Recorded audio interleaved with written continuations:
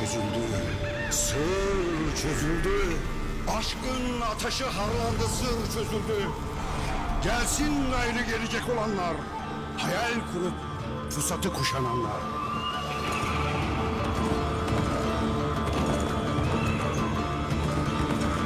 Yol açıp töreyi yayacak olanlar. İz sürüp sancağı kaldıracak olanlar. Hayal kuranlar.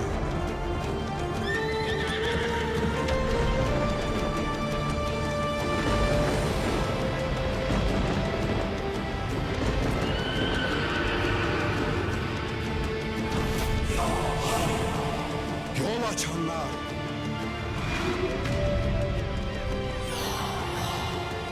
İz sürenler. Vaktidir gayri.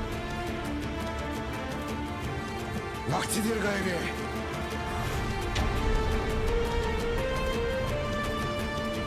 Vaktidir gayri. İz sürün. Yol açıp devlet olma vaktidir.